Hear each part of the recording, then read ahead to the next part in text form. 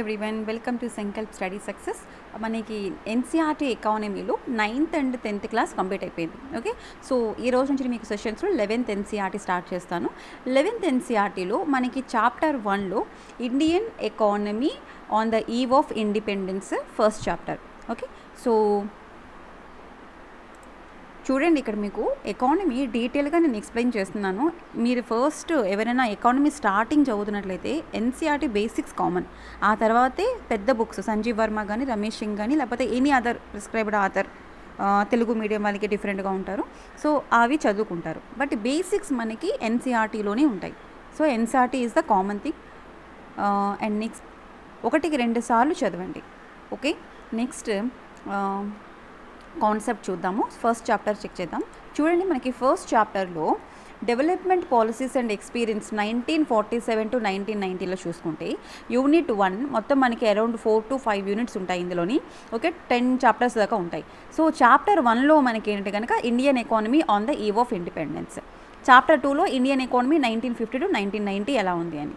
Okay, so eve of independence అంటే మనకి 1947 independence వచ్చినప్పటికీ భారతదేశం యొక్క ఆర్థిక పరిస్థితి ఏమిటి అన్నది ఇక్కడ ఫస్ట్ చాప్టర్ అనమాట. ఓకే, సో నార్మల్గా మీకు తెలుసు, సుమారుగా 1600 సంవత్సరంలోని ఓకే ఎవరు బ్రిటిష్ వాళ్ళు భారతదేశానికి వచ్చారు. సో సుమారుగా 200 సంవత్సరాలు వాళ్ళు పరిపాలించారు. 1600 నుంచి 1700 దాకా వ్యాపారాన్ని కొనసాగించారు. 1700 కొద్దిగా ఆ టైంలో ఏంటంటే కనుక ఒక్కొక్క రాజ్యాన్ని, ఒక్కొక్క భూభాగాన్ని ఆక్రమించుకొని పరిపాలన కూడా స్టార్ట్ చేశారనమాట. అలా మనకి ఆఫ్టర్ 1757 ప్లాసీ యుద్ధం తర్వాత నుంచి, అలాగే 1857 తర్వాత నుంచి బాగా కంప్లీట్గా ఇండియా వాళ్ళ కంట్రోల్లోకి వెళ్ళిపోవడం అనేది జరిగింది. సో ఇదంతా కూడా మనకి మోడర్న్ హిస్టరీలో చదువుకుంటాము. నేను మీకు మోడర్న్ హిస్టరీ ఎక్స్ప్లెయిన్ చేసినప్పుడు అవి మళ్ళీ డీటెయిల్గా ఎక్స్ప్లెయిన్ చేస్తాను. సో సుమారుగా ఏంటి 1600 నుంచి 1947 దాకా బ్రిటిష్ వాళ్ళు భారతదేశంలో ఉన్నారు. 1600 to 1700 కేవలం వ్యాపారానికి మాత్రమే అంకితమై ఉన్నారనమాట. 1700 తర్వాత ఏంటంటే కనుక భారతదేశ భూభాగం మీద కూడా వాళ్ళ యొక్క ఏమంటారు కంట్రోల్ అనేది వచ్చింది. సో ఇలా అన్ని విషయాల్లోని ఓకేనా, మన భారతదేశంలో ఉండే రా మెటీరియల్స్ అన్ని వారి దేశానికి తీసుకువెళ్ళి మన దేశంలో ఇండస్ట్రీస్ని డెవలప్ చేయడం కోసమే వాళ్ళ యొక్క ముఖ్య ఉద్దేశం. మన దేశంలోని ఎకానమీ డెవలప్ చేయాలన్న ఉద్దేశం ఏమి కూడాను వాళ్ళకి ఏ కోసాన కూడా లేదు.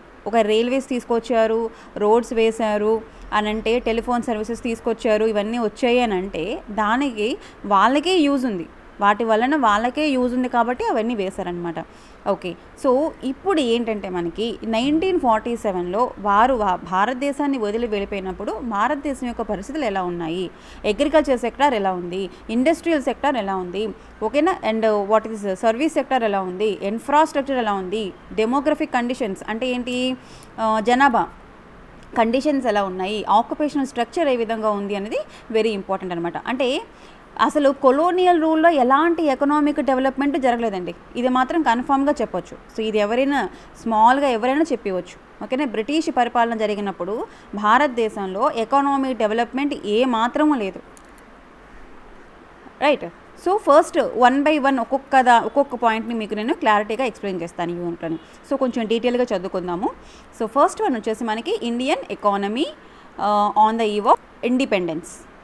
So this is unit 1 development policies and experience. డైరెక్ట్గా నేను మీకు ఎన్సీఆర్టీనే ఎక్స్ప్లెయిన్ చేస్తున్నాను, మీరు కూడా ఎన్సీఆర్టీ బుక్స్నే డైరెక్ట్గా చదవండి. ఇక్కడ చూడండి, what is the primary objective of this book అంటే ఏంటంటే ఇండియన్ ఎకనామిక్ డెవలప్మెంట్ అంటే what are the basic features of Indian economy అనేది ఇందులో మనకు తెలుపుతారనమాట. సో కంట్రీ యొక్క ఎకనామిక్ పార్ట్ తెలుసుకోవాలి అంటే కనుక ఫస్ట్ మనం ఏంటి, ప్రీ ఇండిపెండెన్స్ ఎలా ఉందో తెలుసుకోవాలి. ఓకేనా, prior independence Indian economy situation ఎలా ఉందో ఫస్ట్ మనం చదువుకోవాలి. India's economy prior to the country's independence and form and idea of the various consultations that shaped India post independence developed strategy.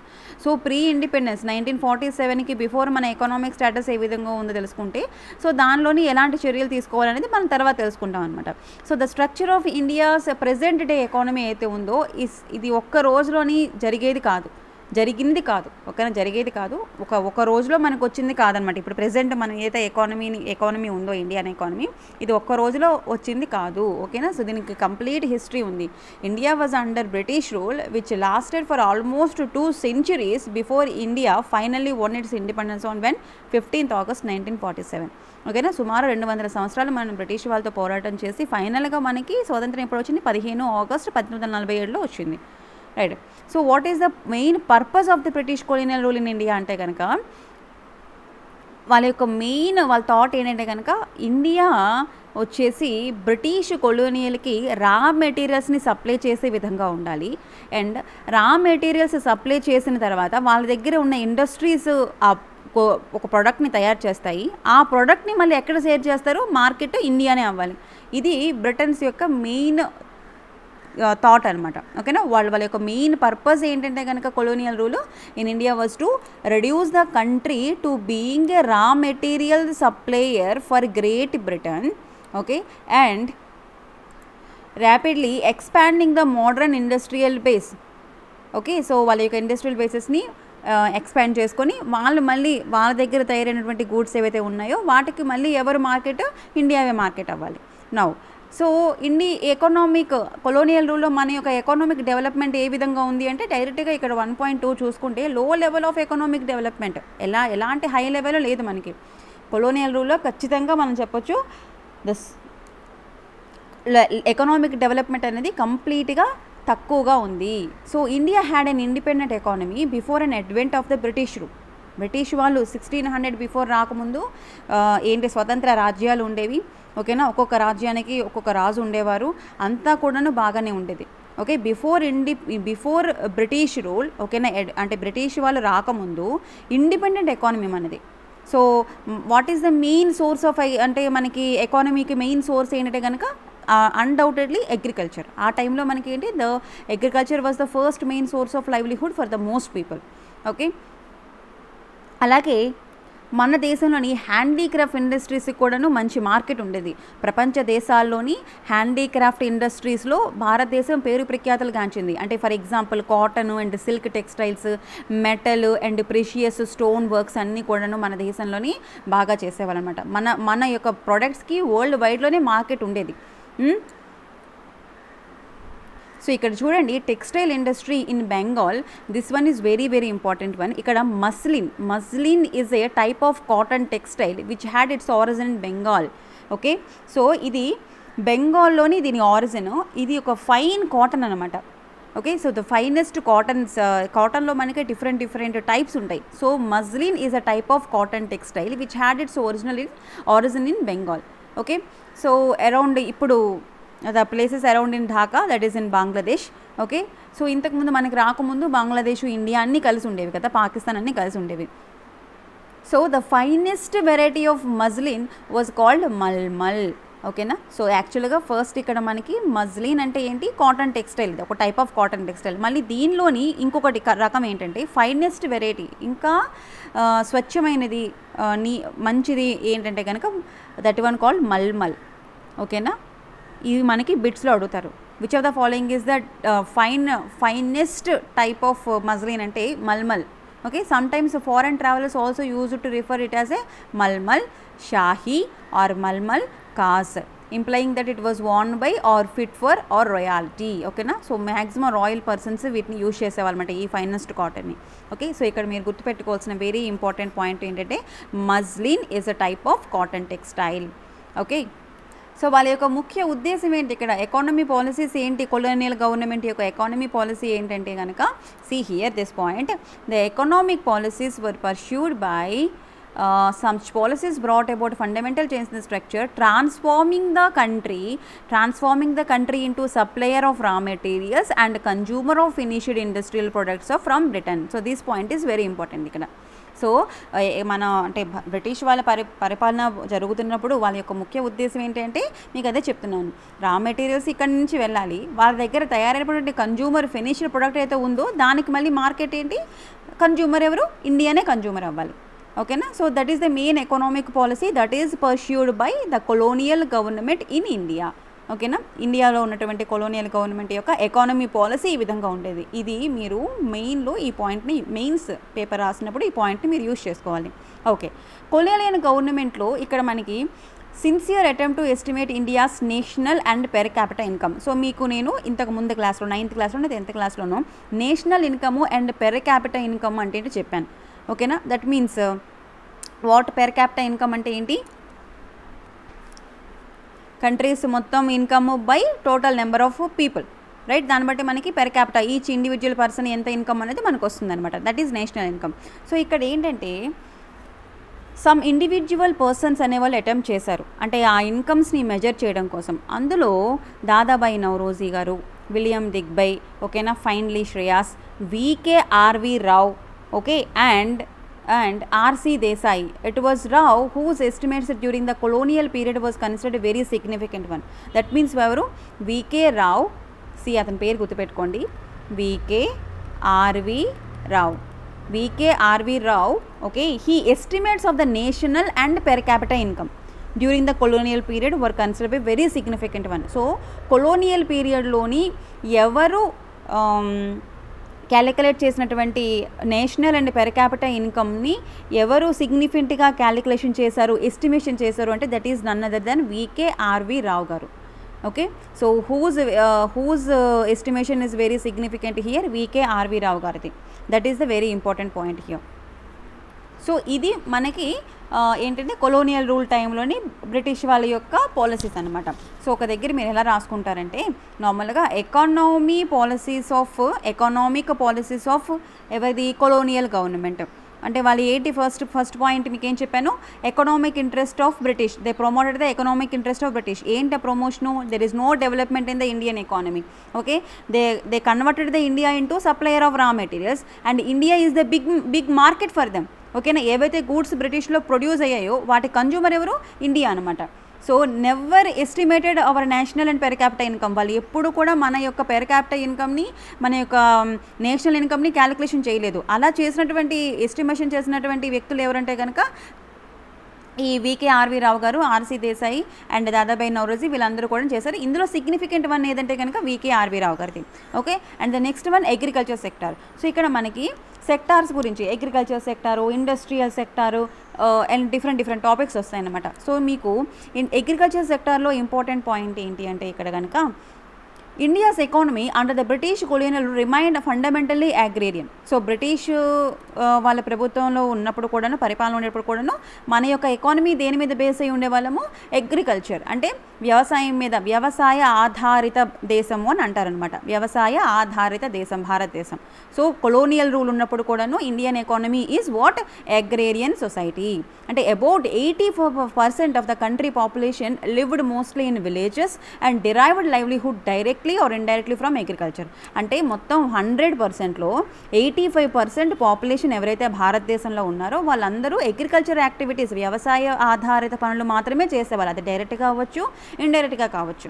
Okay, so దీని కారణంగా ఏంది, ఓన్లీ అగ్రికల్చర్ ఒక్కటే మనకి ఏమంటారు సెక్టార్ మీద బేస్ అయిన పాపులేషన్ అందరూ కూడా large population depending on the agriculture sector. So దీని కారణంగా ఏమైంది, agrarian society, agriculture continue to experience stagnation and not infrequently. So unusual deterioration, this point is very important ఇక్కడ.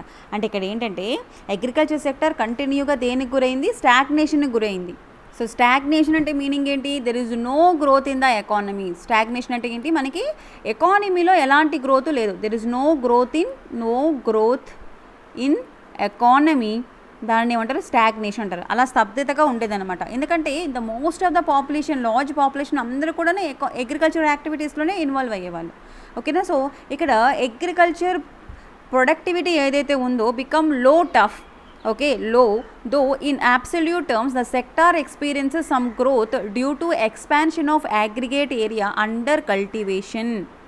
అయితే మ్యామ్ మీరు అడగొచ్చు, ఈ స్టాగ్నేషన్ ఎందుకు మన ఎకానమీ గ్రోత్ లేదు, ఓకే అని అంటే ఆ కొలోనియల్ గవర్నమెంట్ టైంలోని different land settlements, zamindari settlements అని మహల్వారీ సెటిల్మెంట్స్ అని, ryotwari settlements good, but zamindari settlements, mahalwari settlements ఇవి ఏంటంటే వీటి వలన different types of various systems of land settlements కారణంగా ఈ స్టాగ్నేషన్ గల కారణం అనమాట. ఓకేనా. సో అగ్రికల్చర్ సెక్టర్లో స్టాగ్నేషన్ గల కారణం ఏంటంటే కొలోనియల్ ప్రభుత్వం జారీ చేసినటువంటి డిఫరెంట్ టైప్స్ ఆఫ్ ల్యాండ్ సిస్టమ్సే, ల్యాండ్ సెటిల్మెంట్సే దానికి కారణమని మనం చెప్పొచ్చు. అండ్ అదేవిధంగా అగ్రికల్చర్ ప్రొడక్టివిటీ బికెమ్ లో ఎందుకు అంటే కనుక because of this land settlements. So ఇక్కడ చూడండి ఈ point, this stagnation in the agriculture sector was caused mainly because of what, the various systems of the land systems, land settlements. So ఇక్కడ particularly in the zamindari systems. ఓకేనా. జమీందారీ సిస్టమ్స్లోని మరీ ఎక్కువగా ఏంటంటారు రైతులు పీడించబడ్డారు అని చెప్పొచ్చు తెలుగులోని. ఓకేనా. So that were introduced by the colonial government particularly under the zamindari system. So ఇక్కడ మీకు వచ్చినటువంటి కొత్త వర్డ్ ఏంటి, land settlement. Okay. Because of land settlements మనకి అగ్రికల్చర్లో ఎలాంటి ఎకనామిక్ గ్రోత్ లేదు, దాన్ని స్టాగ్నేషన్ అన్నాం. ఓకేనా. దెన్ నెక్స్ట్ వన్ ఏంటి, zamindari system. So because of this zamindari, ఇదేంటి ల్యాండ్ సెటిల్మెంట్ ఇందులో మనకి. సో జమీందారీ సిస్టంలోనే ఏమవుతుందంటే which was implemented in then Bengal presidency. Zamindari system where it is implemented, first it was implement in the Bengal presidency. గుర్తుపెట్టుకోవాలి, ఏ ల్యాండ్ సెటిల్మెంట్ని ఏ రాష్ట్రంలో అంటే ఏ ప్లేస్లో ఫస్ట్, ఏ ప్రెసిడెన్సీలో ఫస్ట్ ఇంప్లిమెంట్ చేశారనేది very important. So this one is important. Jamindari system was implemented in Bengal presidency. Okay, the profit accrued out of the agriculture sector went to the jamindars instead of the cultivators. So zamindari సిస్టమ్స్లో ఏమవుతుందంటే కనుక నార్మల్గా ఏదైతే profit వస్తుందో ఆ profit అనేది జమీందార్స్కి వెళ్తుంది కానీ కల్టివేటర్స్కి వెళ్ళదు. Okay. So India's present day eastern states ఏవైతే ఉన్నాయో the profit accruing out of the agriculture sector went to the zamindars instead of the cultivators. అదే ఇక్కడ మీకు చెప్పాను. ఓకే. సో ఇప్పుడు యాక్చువల్గా ఏంటంటే కనుక మద్రాస్, సో బెంగాల్ ప్రెసిడెన్సీ అంటే ఏంటంటే ఇప్పుడు మనకు ఉన్నటువంటి ఈస్టర్న్ పార్ట్ భారతదేశంలో ఇండియాలో ప్రెజెంట్ ఈస్టర్న్ స్టేట్స్ ఏవైతే ఉన్నాయో అప్పుడు బెంగాల్ ప్రెసిడెన్సీ అనమాట. ఓకే.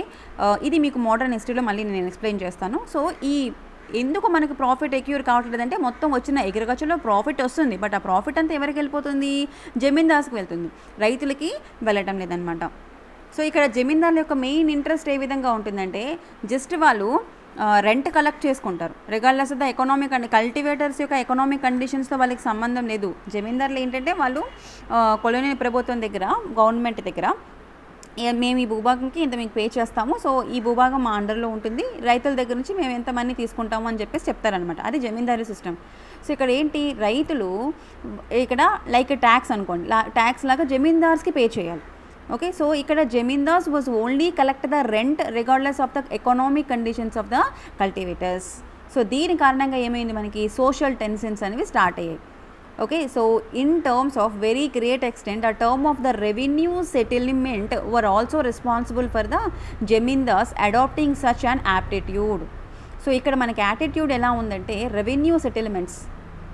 సో ఈ టైప్ ఆఫ్ యాటిట్యూడ్ జమీందార్స్కి ఎందుకు వచ్చింది అంటే బికాస్ ఆఫ్ రెవెన్యూ సెటిల్మెంట్స్ ద్వారా కూడాను, not only land settlements, because of revenue settlements ద్వారా కూడా జమీందార్లోని ఆ యాటిట్యూడ్ అంటే కేవలం వాళ్ళ యొక్క ఎకనామిక్ గ్రోత్ గురించి ఆలోచించేవాళ్ళు, కల్టివేటర్స్ యొక్క ఎకనామిక్ గ్రోత్ గురించి ఆలోచించేవాళ్ళు కాదు. ఓకే. సో నెక్స్ట్ ఏంటి కనుక అంటే ఇక్కడ జమీందార్స్ ఖచ్చితంగా ఏదైతే వాళ్ళు అమౌంట్ వాళ్ళు ఫిక్స్ చేసుకుంటారో గవర్నమెంట్తోని ఆ రెవెన్యూని వాళ్ళు ఖచ్చితంగా డిపాజిట్ చేయాలి. ఓకేనా. సో ఒక డేట్ వాళ్ళు మెన్షన్ చేస్తారు, ఆ డేట్ని వాళ్ళ అమౌంట్ని డిపాజిట్ చేయాలి. వాళ్ళకి ఆ అమౌంట్ డిపాజిట్ చేయాలి అంటే ఖచ్చితంగా వాళ్ళు రైతుల దగ్గర నుంచి కలెక్షన్ చేయాలి. Okay. So that is the revenue settlements అనమాట. సో అండ్ ఆల్సో అవన్నీ పక్కన పెడితే మనకి నార్మల్గా లో లెవెల్ ఆఫ్ టెక్నాలజీ ఉంది. Okay. And lack of irrigation facilities కూడా మనకి ఏమీ తెలియవు. ఇక్కడ చూడండి ఈ point. So besides this low level of technology, lack of irrigation facilities and negligible use of fertilizers, మనం ఏవైతే ఫెర్టిలైజర్స్ని యూజ్ చేస్తామో అవి కూడా నెగ్లిజిబుల్ యూజ్ అనమాట. సో ఫెర్టిలైజర్స్ని, పెస్టిసైడ్స్ని మనం ప్రాపర్గా యూజ్ చేయాలి. ఇది ఎంత మోతాదులో వేయాలో అంత మోతాదులోనే వేయాలి, దానికన్నా ఎక్కువ వేసినా తక్కువ వేసినా పంట మొత్తం నాశనం అయిపోతుంది. So these are all added up to aggravate the plight of the farmers and contributed to the dismal level of the agriculture productivity. So ఇవన్నీ కూడా కారణాలే. అవి ఒక పక్కన జమీందారీ సెటిల్మెంట్స్, ఇదంతా మీకు ఎందుకు చెప్తున్నాను, ఎందుకు మనకి ఎకానమీ గ్రోత్ కాలేదు, అగ్రేరియన్ సొసైటీ ఉండేటప్పుడు 85% పీపుల్ పాపులేషన్ అగ్రేరియన్లో మనకి డిపెండ్ అయి ఉన్నప్పుడు ఎందుకు మనకి ఎకానమీ డెవలప్ కాలేదు అంటే ఇవన్నీ రీజన్స్ మీరు రాయాలి. జమీందారీ సిస్టమ్స్ వల్ల, ల్యాండ్ సెటిల్మెంట్స్ వల్ల, రెవెన్యూ సెటిల్మెంట్స్ వల్ల, లో లెవెల్ టెక్నాలజీ వలన, అలాగే ఇరిగేషన్ ఫెసిలిటీస్ సరిగ్గా లేకపోవడం వల్ల, అంటే తెలియదు రైతులకి ఇరిగేషన్ ఫెసిలిటీస్ తెలియదు అనమాట. అండ్ ఆల్సో ఫెర్టిలైజర్స్ని, పెస్టిసైడ్స్ని ఎలా యూజ్ చేయాలో తెలియకపోవడం వలన, ఓకేనా. సో నెగ్లిజిబుల్గా యూజ్ చేయడం వల్ల కూడా మనకి ఇక్కడ ఏంటంటే ఎకానమీ అనేది అంతగా గ్రోత్ అనేది కాలేదు. So these are the some evidences of relatively high yield of cash crops in certain areas of the country due to commercialisation of the agriculture. So ఇదంతా పక్కన పెడితే ఇంకొంతమంది ఫార్మర్స్ ఏంటంటే కనుక relatively high yield of cash క్రాప్స్ని పెంచేవాళ్ళు, అంటే ఎక్కువ మనీ రావడం కోసం. క్యాష్ క్రాప్స్ అంటే ఏంటంటే మనకి పండే పంటల్లోని షుగర్ కేను, రాసుకోండి ఒక దగ్గర, షుగర్ కేన్ కానీ, కాటన్, జూటు, ఓకే, టొబాకో, ఇంకా ఆయిల్ సీడ్స్, ఇవన్నీ కూడా క్యాష్ క్రాప్స్ అంటారు. అంటే ఖచ్చితంగా ప్రాఫిట్స్ తెచ్చిపెట్టే పంటలు అన్నమాట ఇవి. Cotton, sugar cane, jute, tobacco, oil seeds, ఇవన్నీ అనమాట. సో ఈ cash crops in certain areas of the country due to commercialisation of agriculture. So agriculture commercialisation అంటే మెయిన్లీ బేస్డ్ ఆన్ ప్రాఫిట్ అనమాట. ఓకే, కమర్షియలైజేషన్ అంటే తెలుసు కదా, కమర్షియలైజేషన్ అంటే ఏమిటి, లైక్ కమర్షియల్గా ఆలోచించడం. ఫర్ ఎగ్జాంపుల్ రిలయన్స్ ట్రెండ్స్ ఉంది, రిలయన్స్ ట్రెండ్స్ కమర్షియలైజేషనా లేకపోతే సోషల్ పర్పసా? అందరికీ ఫ్రీగా ఇస్తారా, కమర్షియల్గా వాళ్ళు బెనిఫిట్స్ కోసం ఆలోచిస్తారా? సో అగ్రికల్చర్లో మనకి కమర్షియలైజేషన్ ఎప్పుడు వచ్చింది అంటే కనుక క్యాష్ క్రాప్స్ని, high yield variety of cash క్రాప్స్ని పండించడం స్టార్ట్ చేశారు. సో మీకు ఇక్కడ క్యాష్ క్రాప్స్ అంటే ఏంటమ్మా, sugar cane, jute, tobacco, oil seeds, ఇవన్నీ కూడా మనకి క్యాష్ క్రాప్స్ కిందకి వస్తాయి. ఓకే, సో ఓకే, అగ్రికల్చర్లో క్యాష్ క్రాప్స్ అనే కాన్సెప్ట్ వచ్చింది. సో దీని కారణంగా కొంచెం ఫార్మర్స్కి ఇన్కమ్ అనేది కనిపించింది. But instead of producing the food crops now they were producing the cash crops. ఓకేనా, ఫుడ్ క్రాప్స్కి బదులు, ఎందుకంటే క్యాష్ క్రాప్స్లో వాళ్ళకి మనీ ఎక్కువగా వస్తుంది. ఎందుకంటే ఈ జూటు, టెక్స్టైల్స్ ఇవన్నీ కూడా బ్రిటిష్ పీపుల్కి చాలా అవసరం అన్నమాట. కాబట్టి ఏంటంటే మనకి ఫుడ్ క్రాప్స్ పండించే కంటే క్యాష్ క్రాప్స్ పండించుకుంటే మనకి మనీ ఎక్కువ వస్తుంది అని చెప్పేసి అనుకునేవాళ్ళు అనమాట. So see here, instead of producing the food crops now they were producing the cash crops, but this could hardly help the farmers in improving their economic conditions because they are producing the cash crops which were to be ultimately used by the British industries back home. So British industries ఏవైతే ఉన్నాయో అంటే ఇక్కడ వాళ్ళ దేశంలోని వాళ్ళు ఏంటి use చేసేవాళ్ళు, cash క్రాప్స్ని use చేసేవాళ్ళు. Okay, so because of these ఏంటి కనుక there is a progress made in the irrigation. India's agriculture was starved of investment in terracing and flood control and drainage and desalination, అంటే soil యొక్క సారవంతం తగ్గిపోవడం అనేది. Next ఇవన్నీ కూడా మనం ఎప్పుడు ప్రాబ్లమ్స్ ఫేస్ చేసేవే, లైక్ ఫ్లడ్ కంట్రోల్ కానీ ఇవన్నీ కూడాను. బట్ ఇక్కడ ఏంటైందంటే ప్రాబ్లం మనకి ఇండస్ట్రీలో బాగా అగ్రికల్చర్ ఎకానమీలో మనం బాగానే ఇంప్రూవ్ అవుతున్నప్పటికీ 1947 భారతదేశానికి ఇండిపెండెన్స్ వచ్చిన తర్వాత అన్డివైడెడ్ ఇండియా అంటే ఏంటి, ఇండియా పాకిస్తాన్ ఇవన్నీ కలిసి ఉన్నవి undivided India. So we are divided. 1947లో ఇండియా పాకిస్తాన్ విడిపోయింది. ఇలా విడిపోయినప్పుడు ఏంటంటే ఏదైతే మన అంటే భూభాగం మొత్తం కలిసి ఉండేది కదా ఇండియా అండ్ పాకిస్తాన్. సో ఇప్పుడు పాకిస్తాన్, ఇండియా రెండు విడిపోయాయి, right, India and Pakistan. So ఏదైతే సారవంతమైన నేలలు ఉన్నాయో అవన్నీ కూడాను మనకి పాకిస్తాన్లో ఎక్కువగా ఉన్నాయన్నమాట. What is the sizeable portion of the undivided country that was highly irrigated one, fertile అంటే ఏంటి, సారవంతమైన నేలలు అన్నీ కూడా ఎందులోకి వెళ్ళిపోయాయి, పాకిస్తాన్ భూభాగంలోకి వెళ్ళిపోయాయి. So this is also adverse impact upon the India's output from the agriculture sector at the time of independence time లోనే ఎందుకు మన ఎకానమీ అలా ఉంది అంటే కనుక బికాజ్ మీరు చెప్పొచ్చు మెయిన్గా మనది అగ్రేరియన్ సొసైటీ అయినప్పటికీ మన భారతదేశం నుంచి పాకిస్తాన్ విడిపోయింది. కాబట్టి విడిపోయినప్పుడు ఏవైతే సారవంతమైన నేలలు ఉన్నాయో, హైలీ ఇరిగేటెడ్ ల్యాండ్ ఉందో అవన్నీ కూడాను పాకిస్తాన్తో వెళ్ళిపోయాయి. Okay, particularly jute industry effect అయింది. So affected was India's jute industry since almost whole jute producing area. మీకు జూట్కి చాలా మార్కెట్ ఉండేది ఆ టైంలోని, ఓకేనా. సో జూట్ ఎక్కడైతే ప్రొడ్యూస్ అయ్యిందో అదే పాకిస్తాన్, మనకి ఈస్ట్ పాకిస్తాన్. మీకు హిస్టరీ చెప్పినప్పుడు ఈస్ట్ పాకిస్తాన్ గురించి, వెస్ట్ పాకిస్తాన్ గురించి ఎక్స్ప్లెయిన్ చేస్తాను.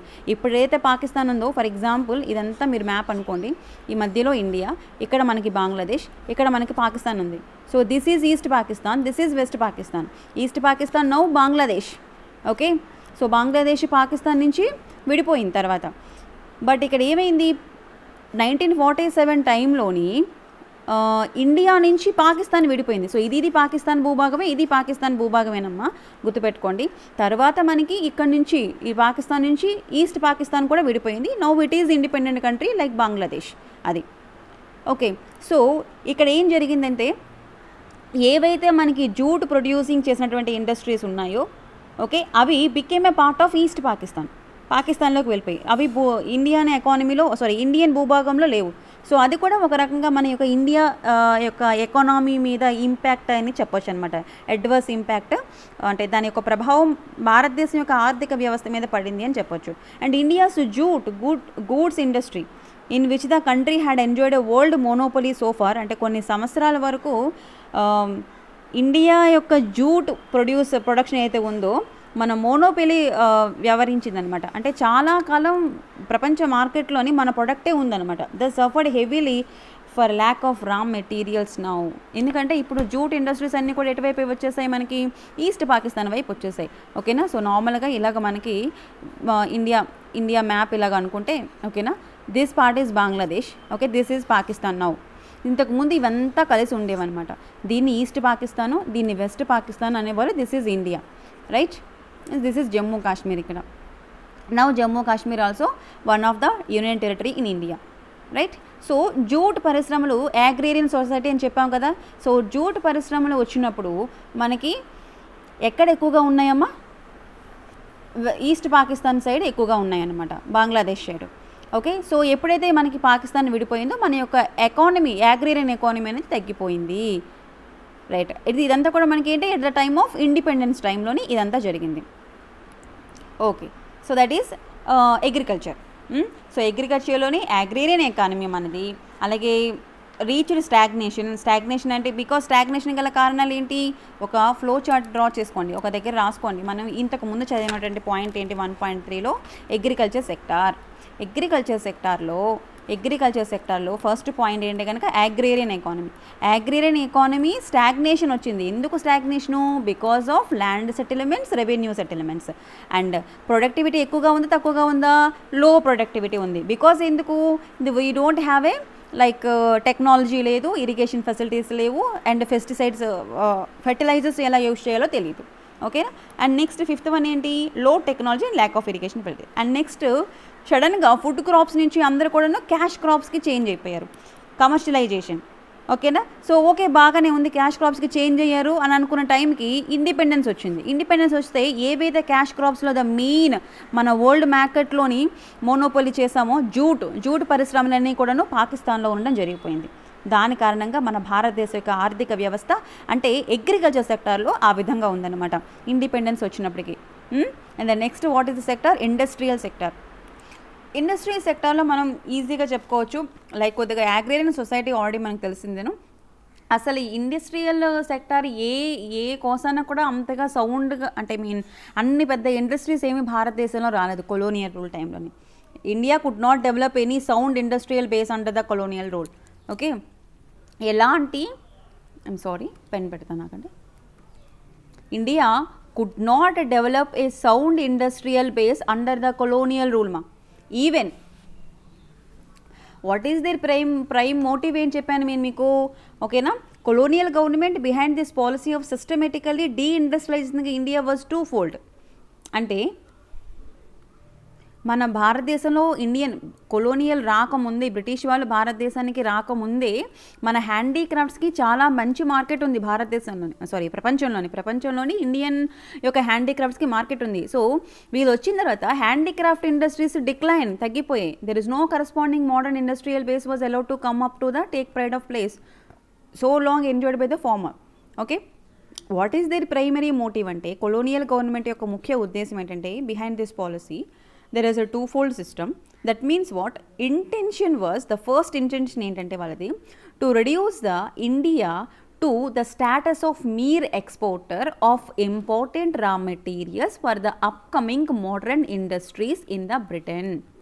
ఓకే, ఇండస్ట్రియల్ సెక్టార్లోని ఐఎస్లోని వాళ్ళ యొక్క పద్ధతులు ఏ విధంగా ఉన్నాయంటే కొలోనియల్ రూల్ యొక్క పద్ధతులు. ఓకేనా, ఫస్ట్ ఏంటంటే కనుక మన దేశంలో అంటే వాళ్ళ యొక్క హోమ్ కంట్రీ ఏంటి, యూకే, బ్రిటన్లో పెట్టినటువంటి ఏవైతే ఇండస్ట్రీస్ ఉన్నాయో ఆ ఇండస్ట్రీస్కి రా మెటీరియల్స్ ఎవరు ప్రొడ్యూస్ చేయాలి, ఎవరు ఎక్స్పోర్టర్ అవ్వాలి, India. That is their first intention. ఓకేనా, to reduce India to the status of mere exporter of important raw materials for the upcoming modern industries in Britain. Then next one second thing అంటే India into sprawling market for the finished products. ఓకేనా, వాళ్ళు తయారు చేసినటువంటి వాళ్ళ ఇండస్ట్రీలో తయారైనటువంటి ఒక products కనేవి కూడా ఎవరు మార్కెట్ అవ్వాలి, ఫినిష్డ్ ప్రొడక్ట్స్కి ఇండియా మార్కెట్ అవ్వాలి. That is their second motive. Okay, so industrial సెక్టార్లోని కొలోనియల్ రూల్ యొక్క మోటివ్ ఏంటంటే కనుక మీరు ఈ 2 పాయింట్స్ చెప్పాలి. ఓకేనా, so they turn the India into market for their finished products.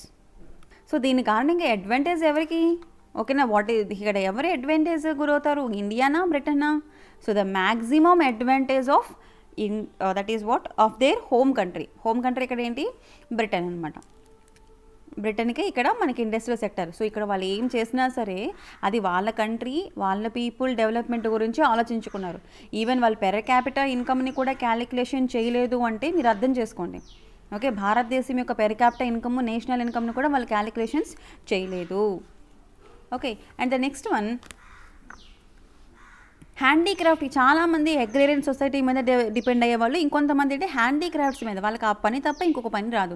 ఎప్పుడైతే హ్యాండీక్రాఫ్ట్స్ డిక్లైన్ అయిపోయాయో, decline of indigenous handicrafts industries created not only massive unemployment in India but also new demand in the Indian consumer market which was now deprived of the supply of locally made goods. So ఇక్కడ ఏంటంటే కనుక మనకేమైంది, ఈ indigenous handicrafts అనేవి decline అయిపోయి మన industries అన్నీ పడిపోయాయి. వాళ్ళ యొక్క ఇండస్ట్రీస్ మన దేశంలోకి వచ్చేసాయి. మన దేశంలోకి రాగానే మన యొక్క ఇండస్ట్రీస్ హ్యాండీక్రాఫ్ట్ అంటే చేనేత వస్తువులు, చేత ద్వారా చేసేవి ఉంటాయి కదా, అవన్నీ కూడాను హ్యాండీక్రాఫ్ట్ ఇండస్ట్రీస్ అన్నీ కూడా డిక్లైన్ అయిపోయి. అలా డిక్లైన్ అయిపోయినప్పుడు ఏమైంది, దాని మీదనటువంటి ఎవరైతే ఆధారపడ్డారో వాళ్ళందరికీ కూడాను ఎంప్లాయ్మెంట్ లేకుండా అయిపోయింది, అన్ఎంప్లాయ్మెంట్ అయింది. But also there is a new demand in the Indian consumer market. అంటే ఇండియన్ కన్జ్యూమర్ మార్కెట్ అంటే ఏంటి, మన మామూలుగా అందరూ వాడుకునేది మన ప్రజెంట్ మార్కెట్ ఏదైతే ఉందో ఇక్కడ ఏం చేస్తాం, మన వస్తువుల్ని అమ్ముతాము, కొంటాం. కొనేది ఏంటి, consumer market, right. So Indian consumer మార్కెట్లో దేనికోసం డిమాండ్ వచ్చిందంటే కనుక ఫారెన్ గూడ్స్కి ఎక్కువ డిమాండ్ అనేది వచ్చేసింది. ఓకేనా, there is a new demand for in the Indian consumer market. Now there is deprived of the supply of locally made goods. So లోకల్గా goods అనేవి మేడ్ చేయడమే మానేశారు, ఎందుకంటే వాటికి మార్కెట్ అనేది తగ్గిపోయింది. So this demand was ప్రాఫిటబుల్లీ met by the increasing the imports of chief manufactured goods from Britain. అంటే ఎందుకు మన తగ్గిపోయాయి అని అంటే మన భారతదేశం యొక్క హ్యాండీక్రాఫ్ట్స్ ఎందుకు డిక్లైన్ అయిపోయాయి మేడం అంటే, బ్రిటన్ నుంచి ఏవైతే ప్రొడక్ట్స్ వస్తున్నాయో అవి చీప్గా వస్తున్నాయి. ఓకేనా, దే ఆర్ ఏవైతే మనకి ఇంపోర్ట్స్ బ్రిటన్ నుంచి మనం ఏవైతే ఇంపోర్ట్స్ చేసుకుంటున్నామో అవన్నీ మన దగ్గర ఉన్నటువంటి వాటికంటే చాలా తక్కువ రేటుకి వస్తున్నాయి అనమాట. So there is a new demand for this products అనమాట. Okay, so during the second half of 19th century modern industry begin to take root in India but its progress remained very slow. అర్థమైందా ఈ point ఇక్కడ మీకు, very important one. So మనకి second half of the 19th century అంటే ఏంటి, 1850 నుంచి 19th century అంటే ఇది 1850s తర్వాత ఇండస్ట్రియలైజేషన్ జరిగింది, మోడర్న్ ఇండస్ట్రీ బిగిన్ అయింది. ఓకేనా, to take a root in India. But దాని ప్రోగ్రెస్ అనేది చాలా స్లోగా ఉంది. ఎందుకు, we're producing the raw materials and we're the market for them. Okay, industrialization 1850 నుంచి ఇండస్ట్రియలైజేషన్ వచ్చినప్పటికీ భారతదేశంలో దాని యొక్క ప్రోగ్రెస్ అనేది చాలా తక్కువగా ఉంది. చూడండి ఇక్కడ cotton textile mills mainly dominated by Indians were located in western parts of the country. Western part of the country for example ఇలా కంట్రీని డిజైన్ చేసాం అనుకోండి. ఓకేనా, ఓకే సో ఇది ఇండియా అనుకో ప్రెసెంట్. సో వెస్టర్న్ పార్ట్ అంటే this part, western part of the కంట్రీలో అంటే like Maharashtra, Gujarat, you see here this is Maharashtra, this is Gujarat, right. ఈ మహారాష్ట్ర, గుజరాత్లోనే ఎక్కువగా మనకి ఏమంటారు కాటన్ టెక్స్టైల్ మిల్స్ని పెట్టేవాళ్ళు అనమాట. జూట్ మిల్స్ని ఎక్కువ ఎక్కడ డామినేట్ చేసి ఫారినర్స్ వర్ మెయిన్లీ కాన్సన్ట్రేట్ బెంగాల్ ఎక్కడ, this area Bengal. Okay, so ఇక్కడ మీరు ఏంటి పాయింట్ అంటే కాటన్ టెక్స్టైల్ మిల్స్ ఎక్కువగా ఎక్కడ పెట్టేవాళ్ళు, western India, that is what Maharashtra and గుజరాత్లో ఎక్కువగా పెట్టేవాళ్ళు.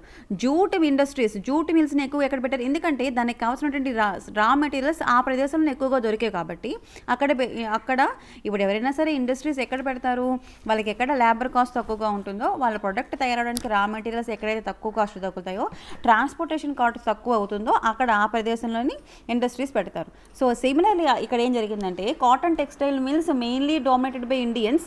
Okay, cotton textile mills mainly dominated by Indians that were located in the western part of the country, ఎక్కడ Maharashtra and Gujarat. Now jute mills dominated by foreigners. Now cotton textile mills ఎవరు ఎక్కువగా పెట్టేవాళ్ళు, Indians పెట్టేవాళ్ళు. మా jute mills ఎవరు ఎక్కువగా పెట్టేవాళ్ళు, foreigners పెట్టేవాళ్ళు. Okay, so these were dominated by foreigners. అవి ఎక్కువగా ఎక్కడ ఉండేవి, ఈస్టర్న్ పార్ట్, దట్ ఈస్ బెంగాల్లో ఉండేది అనమాట, రైట్. సి ఇక్కడ ఈ పాయింట్ అనేది చాలా ఇంపార్టెంట్, అండర్లైన్ చేసుకోండి. Cotton textile mills was dominated by Indians located in Gujarat and Maharashtra, and jute mills were dominated by foreigners అంటే ఎవరు, బ్రిటిష్ వాళ్ళు లేకపోతే అదర్ వేరే కంట్రీ వాళ్ళు. అవి ఎక్కడ ఎక్కువగా పెట్టేవారంటే కనుక బెంగాల్లోనే పెట్టేవారు. Next, subsequently iron and steel industries began coming up in the beginning of the 20th century. Beginning of 20th century అంటే మనకి ఇప్పుడు అరౌండ్ 1900s తర్వాత. Okay, so you know this Tata iron steel company was incorporated in when 1900. ఇప్పుడు Tata iron company ఎప్పుడు 1907 నుంచి ఉందన్నమాట. Beginning of 20th century నుంచి మనకి ఉంది, right. So the iron and steel industries begin coming up in the beginning of the 20th century. See the point is very important. The Tata Iron and Steel Company TISCO was incorporated in 1907. ఇక్కడ year important, ఓకేనా. చాలాసార్లు competitive ఎగ్జామ్స్లో అడిగారు అనమాట. Tata iron and steel company ఎప్పుడు మనకి establish చేస్తారంటే 1907 నుంచి. ఓకే, సో ఇక్కడ అదే టైంలో ఇంకొన్ని few industries, sugar industries, cement industries, paper industries కూడాను సెకండ్ వరల్డ్ వార్ తర్వాత మనకి రావడం జరిగిందనమాట భారతదేశంలోకి. ఓకే, సో ఇవన్నీ కూడా there was a hardly any capital goods industry to help promote further industrialization in India. So capital goods industry అంటే ఇక్కడ ఏంటి, క్యాపిటల్ గూడ్స్ ఇండస్ట్రీ అని అంటే చూడండి వర్డ్ ఇంపార్టెంట్ ఇక్కడ మనకి, capital goods industry means industries which can produce a machine tools which are in turn used for producing the articles for current consumption. ఓకేనా, for example మీరు ఒక ఇండస్ట్రీ పెట్టారనుకోండి, ఓకేనా. జస్ట్ ఎగ్జాంపుల్గా మీరు ఏదో ఒక పవర్ ప్లాంట్ లేకపోతే వాటర్ ప్లాంట్, ఓకేనా, వాటర్ ప్యూరిఫికేషన్ ప్లాంట్ పెట్టుకున్నారు, ఓకేనా. సో మీరు వాటర్ ప్యూరిఫికేషన్ ప్లాంట్ పెట్టుకునేటప్పుడు మీరు ఒక మిషన్ తెచ్చుకున్నారు, ఓకేనా. ఈ మిషన్ మీ వాటర్ బాటిల్స్ తయారీ అవ్వడానికి ఏవైతే ఉన్నాయో వాటర్ బాటిల్స్, ఓకే, అది తయారవడానికి ప్యూరిఫై వాటర్ చేయడానికి మీకు ఈ మిషన్ కావాలి. ఓకే, ఇది మీ యొక్క క్యాపిటల్ గూడ్, మీ క్యాపిటల్ ఇన్వెస్ట్మెంట్ దీని మీద మిషన్ మీద ఉంది. సో దీనిని తయారు చేసే ఇండస్ట్రీ క్యాపిటల్ గూడ్ ఇండస్ట్రీ. అంటే ఈ మిషన్ని మళ్ళీ వేరే వాళ్ళు తయారు చేస్తారు కదా, ఈ వాటర్ క్యాన్స్ తయారు చేసే వాళ్ళు వాళ్ళకి కావాల్సిన మిషన్ని తయారు చేసుకోరు కదా. ఫర్ ఎగ్జాంపుల్ నేను ఇప్పుడు ల్యాప్టాప్ యూజ్ చేస్తున్నాను, okay, laptop is my capital good. ఎందుకంటే నేను తయారు చేసుకోవడం లేదు, నేను మీ క్లాసెస్ చెప్పడానికి నా ల్యాప్టాప్ని యూజ్ చేస్తున్నాను, రైట్. సో ఇందులోని ఈ ల్యాప్టాప్ని వేరే కంపెనీ, వేరే ఇండస్ట్రీ వాళ్ళు ఎవరో లైక్ డెల్ కంపెనీ వాళ్ళు లేకపోతే ఇంకా హెచ్పి కంపెనీ వాళ్ళు ఎవరో ఒకరు దీన్ని వాళ్ళ ఇండస్ట్రీలో వాళ్ళు డెవలప్ చేశారు, రైట్. సో వాళ్ళ కంపెనీలో ల్యాప్టాప్ని వాళ్ళు తయారు చేస్తారు, గుడ్. బట్ ల్యాప్టాప్ తయారు చేయడానికి మళ్ళీ ఏం పార్ట్స్ కావాలి, ఇంటిగ్రేటెడ్ చిప్స్ కావాలి, ప్రాసెసర్స్ కావాలి, బ్యాటరీ కావాలి. అవన్నీ అన్ని కంపెనీలు తయారు చేయవు, మళ్ళీ వేరే కంపెనీ నుంచి వాళ్ళు తీసుకొస్తారనమాట. అర్థమవుతుంది కదా. సో ఇక్కడ ఏంటంటే ఒక పేరెంట్ కంపెనీ నుంచి రా మెటీరియల్స్ ఇంకొక ప్రొడక్షన్ తయారైన దగ్గరకు వెళ్తాయి అన్నమాట. సింపుల్, ఏదైనా ఒక పెద్ద ఇండస్ట్రీ తీసుకోండి, ఆ ఇండస్ట్రీలో మిషన్స్ యూస్ చేస్తారు, ఆ మిషన్స్ని వాళ్ళు తయారు చేయరు, ఆ మిషన్స్ తయారు చేసిన ఇండస్ట్రీ నుంచి వాళ్ళు తీసుకొస్తారు. ఆ ఇండస్ట్రీని ఏమంటారు? క్యాపిటల్ గూడ్స్ ఇండస్ట్రీ అని అంటారు. So capital goods industries to help the promote further industrialization in India. This point is very important. మన భారతదేశంలో ఇండస్ట్రియలైజేషన్ యొక్క పొజిషన్ ఏ విధంగా ఉంది అంటే ఇదనమాట. క్యాపిటల్ గూడ్స్ ఇండస్ట్రీ అనేది ఫర్దర్గా మన యొక్క ఇండస్ట్రియలైజేషన్ అంటే ఇండియా యొక్క ఇండస్ట్రియలైజేషన్ని ప్రమోట్ చేశాయి. సో క్యాపిటల్ గూడ్స్ ఇండస్ట్రీ అంటే ఏమిటంటే కనుక they can produce the machine tools for ఫర్దర్గా మళ్ళీ వాటి నుంచి ఆ మిషన్స్ నుంచి ఆ ప్రొడక్షన్ నుంచి మళ్ళీ మనకు ప్రొడక్షన్ వస్తుందన్నమాట, right. So this is about capital goods industry. So ఇది అంతా మనకి అయింది, రైట్. ఇండస్ట్రీస్ వచ్చాయి, like cotton textile industries which are dominated by Indians, and jute mills which are dominated by foreigners, and capital goods వచ్చాయి, capital good industries వచ్చాయి. ఇవన్నీ వచ్చినప్పటికీ what about our gross domestic product GDP? The growth rate of the new industrial sector and its contributions to the GDP remained very small. Okay, this point is very important. ఇవన్నీ వచ్చినప్పటికీ industries, there is a new industrial sector and its contributions to the GDP gross domestic product remained very slow. ఎందుకు అంటే కనుక the drawback of the new industrial sector was the very limited area of the operation of the public sector. అవన్నీ కూడాను మనకి private sector ఆధీనంలో ఉండేవి, public sector కాదు. Private sector అయితే వాళ్ళు కేవలం లాభాలని ఆశించే వ్యాపారాన్ని చేస్తారు. పబ్లిక్ సెక్టార్ అయితే వాళ్ళ దగ్గర పనిచేసినటువంటి వ్యక్తుల యొక్క బాధ్యత కూడా పబ్లిక్ సెక్టార్కి ఉంటుంది. ఓకేనా? అందుకని మనకి శ్రీమతి ఇందిరాగాంధీ గారు ఆమెను ప్రధానమంత్రిగా ఉన్న పీరియడ్లోని అన్ని కంపెనీస్ని చాలా వరకు పబ్లిక్ సెక్టార్ చేసి పడేశారు ఆవిడ. ఓకేనా? అప్పటిదాకా ప్రైవేట్గా ఉన్నవి అంటే ఈ బ్యాంక్స్ అన్నింటినీ కూడా పబ్లిక్ సెక్టర్ చేశారు. మీకు బ్యాంకింగ్ చెప్పినప్పుడు ఎక్స్ప్లెయిన్ చేస్తాను. ఓకేనా? సో ఇప్పుడు టైం వచ్చింది కాబట్టి మీకు ఎక్స్ప్లెయిన్ చేస్తున్నాను నార్మల్గా. సో గ్రాస్ డొమెస్టిక్ ప్రొడక్ట్ స్మాల్గా ఉంది. ఎందుకంటే కనుక new industry sector was very limited area, తక్కువగానే డెవలప్మెంట్ ఉంది. అండ్ ఆల్సో పబ్లిక్ సెక్టార్ యొక్క ఆపరేషన్స్ అనేవి తక్కువగా ఉన్నాయి. This sector remained confined only to the railways. So public sector only confined to the railways, power generation, communication, ports and some other departmental undertakings. Okay, so this is about industrial sector. So మనకి ఇప్పుడు industrial సెక్టార్లో వచ్చినటువంటి points ఏంటి అంటే కనుక colonial rule టైంలో industrial sector development ఉందా లేదా? లేదు. There is no development in the colonial rule. ఓకేనా? హ్యాండీక్రాఫ్ట్ ఇండస్ట్రీస్ డిక్లైన్ అయిపోయాయి. That is the another point. ఓకేనా? సో మీకు లిస్ట్ అవుట్ చేస్తున్నాను. ఇండస్ట్రియల్ సెక్టార్లో మనకి ఏంటి పాయింట్స్ వచ్చాయి అంటే కనుక ఇండస్ట్రియల్ సెక్టార్లో కూడా డెవలప్మెంట్ లేదు, అగ్రికల్చర్ సెక్టార్లో డెవలప్మెంట్ లేదు, అలాగే ఇండస్ట్రియల్ సెక్టార్లో డెవలప్మెంట్ లేదు. డెవలప్మెంట్ లేకపోగా ఆల్రెడీ మనకి మార్కెట్ ఉన్నటువంటి హ్యాండీక్రాఫ్ట్ యొక్క మార్కెట్ కూడా పడిపోయింది, డిక్లైన్ అయిపోయింది, కంప్లీట్గా డీఇండస్ట్రియలైజేషన్ అయింది. ఓకేనా? And it turns to the British వాళ్ళకి పాజిటివ్గా అయింది అనమాట, ఎందుకంటే India is the market for them. And next ఎప్పుడైతే హ్యాండీక్రాఫ్ట్స్ పడిపోయాయో, డిక్లైన్ అయిపోయిందో, అన్ఎంప్లాయ్మెంట్ రేటు పెరిగిపోయింది, చాలామంది ఉద్యోగాలు లేకుండా రోడ్డు మీద పడిపోయారు అనుకోండి. ఓకేనా? Next second half of the 19th centuryలో కాటన్ మిల్స్, జూట్ మిల్స్ వచ్చాయి, జూట్ ఇండస్ట్రీస్. ఓకేనా? And the next one iron and steel company, that is TISCO 1907లో ఏర్పాటు చేశారు. But GDP contribution is very less. Okay, main defect was what? Limited ఎందుకు GDP తక్కువ ఉంది అంటే కనుక మీరు ఏంటి రాయాలి పాయింట్ అక్కడ? పబ్లిక్ సెక్టర్ యొక్క ఆపరేషన్స్ అనేవి లిమిటెడ్గా ఉండేవి. కేవలం రైల్వేసు, పవర్ జనరేషను, కమ్యూనికేషను, పోర్ట్స్కి మాత్రమే పబ్లిక్ సెక్టర్ యొక్క ఆధీనం అంటే పబ్లిక్ సెక్టర్ యొక్క ఆధ్వర్యంలో ఉండేవన్నమాట. రిమైనింగ్ అన్నీ కూడాను ప్రైవేట్ సెక్టర్ ఆధ్వర్యంలో ఉండేవి. అందుకని జీడిపి అనేది తక్కువగా ఉంది. So this is about industrial sector. And the next one foreign trade. ఇదంతా కూడా ఏంటి మనకి at the time of independence టైంలోని భారతదేశం యొక్క ఆర్థిక వ్యవస్థ ఒక్కొక్క టైంలో ఎలా ఉంది అని. సో ఫారెన్ ట్రేడ్లో మనం ఏం చదువుకోవాలంటే, ఫారెన్ ట్రేడ్ అంటే మీకు ఏం చెప్పాను నార్మల్గా, India has been important trading nation since ancient time. ఓకేనా? సో ఏన్షియన్ టైం నుంచి చూసుకుంటే ప్రపంచ మార్కెట్లో ఇండియాకి సిగ్నిఫికెన్స్ రోల్ ఉంది. Okay, but the restrictive policies of the commodity production, trade and tariff pursued by the colonial government adversely affected this structure.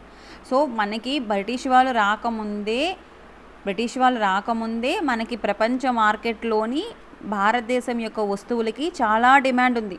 ఓకేనా. మీకు ఒక విషయం చెప్తే ఆశ్చర్యపోతారు.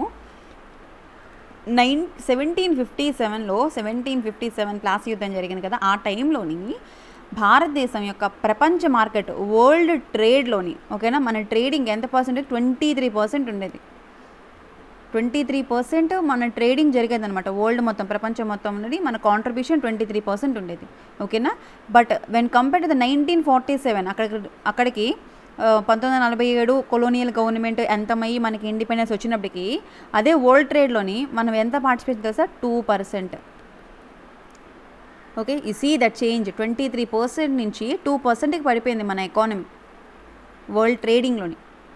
ఓకే, సో ఏన్షియంట్ టైంలో చాలా బాగుండేది మన దేశ వస్తువులకి కానీ, లేకపోతే ఏమంటారు హ్యాండీక్రాఫ్ట్స్కి కానీ, తర్వాత పెప్పర్కి కానీ, సుగంధ ద్రవ్యాలకి కానీ మన భారతదేశం పెట్టింది పేరు అప్పుడు వరల్డ్ మార్కెట్లోని. ఓకే, దాని గురించే అది అట్రాక్ట్ అయ్యి డిఫరెంట్ దేశాలు మన దేశం వైపు వచ్చాయన్నమాట. సో భారతదేశంలో ఉన్న ప్రాబ్లం ఏంటంటే ఐకమత్యం అనేది ఉండేది కాదు. ఐకమత్యం లేకపోవడం వల్ల ఒక రాజుకి ఇంకొక రాజుకి గొడవలు పెట్టి భూభాగాన్ని లాక్కుని వాళ్ళు పరిపాలించడం జరిగింది. సో ఇది మోడర్న్ హిస్టరీ. సో ఇక్కడ మనకి ఏంటంటే because of this colonial government restriction policies వల్ల, ట్రేడ్ టారిఫ్స్ వల్ల మన గవర్నమెంట్ అంటే మన భారతదేశం యొక్క ట్రేడింగ్ అనేది అంత బాగా జరగలేదు. ఓకే, ఇండియన్ ఫారెన్ ట్రేడ్ అనేది అంత బాగా లేదు. Consequently India become an exporter of primary మళ్ళీ అదే చెప్తున్నాను ఏంటంటే మనం we are became like a primary products.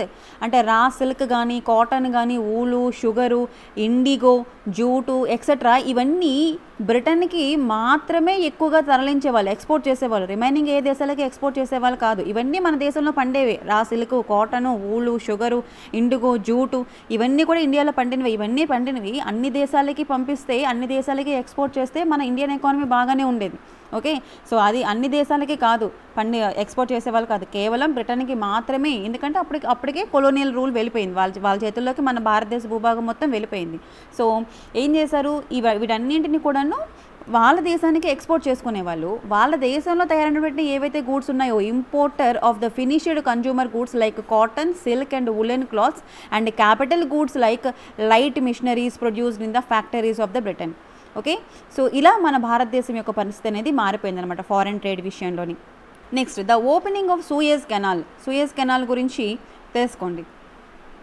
The opening of Suez canal further intensified British control over the Indian foreign trade. ఓకేనా, మరికొంచెం ఈ సూయజ్ కెనాల్ ఓపెన్ అయిన తర్వాత మరికొద్దిగా మన యొక్క ఫారెన్ ట్రేడ్ మీద బ్రిటిష్ కంట్రోల్ అనేది ఎక్కువైపోయింది. Okay, so here the opening of the Suez Canal further intensified British control over the India's foreign trade.